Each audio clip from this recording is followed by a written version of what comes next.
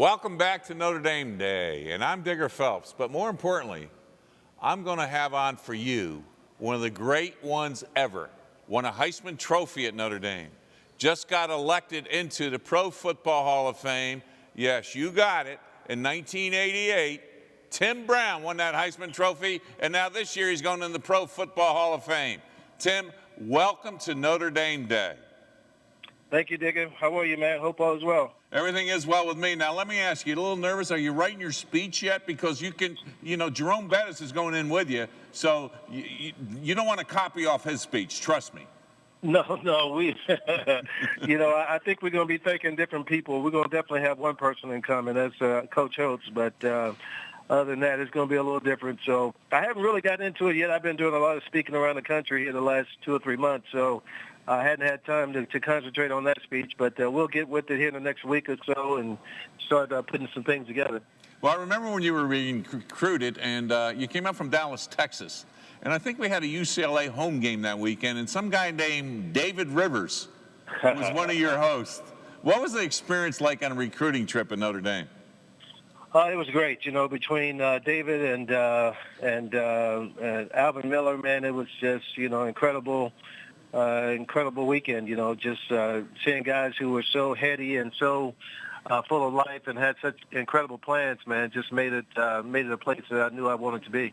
Now that you have a life after football and knowing what that Notre Dame degree means, tell us what you've been doing. I know you got a book out, but more importantly, in that book, tell us how you're telling other young people, especially, how they can win in the game of life.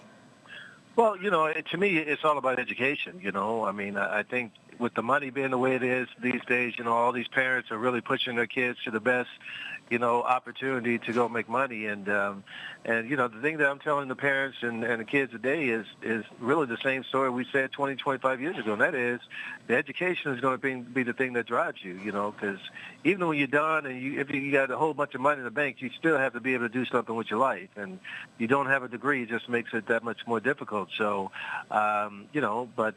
so to me, it's still all about education. I think that's something that you always got to have in your back pocket.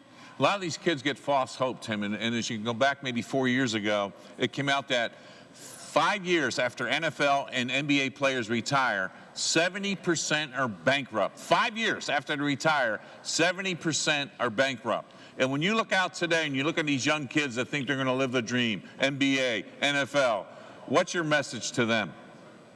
Well, it happens. It happens to the best of them, and it happens to guys who are being careless out there, And I've always said, to be in that situation is tough, but the bigger problem is not to have a plan to come out of it. And that's the problem, And if all you are banking on is your football money, and if that goes away, then what are you going to do? And that's why it's so important to have a great education, man. So it's a dog-eat-dog world out there, and, if you're not prepared for it, it can definitely chew you up. Well, Tim, obviously we're always rooting for you in the game of life and what you've done, not just with 15 years in the NFL, but obviously what you did here, winning that Heisman Trophy as well as the national championship. So we wish you well, and hopefully that speech, make sure you follow Jerome Bettis, because you'll look like a Rhodes Scholar after he gives his speech. All right? Good luck and take care. We're proud of you. Thanks, Tim. Thanks, Dick. I'm going to throw this now to commercial. We'll be right back.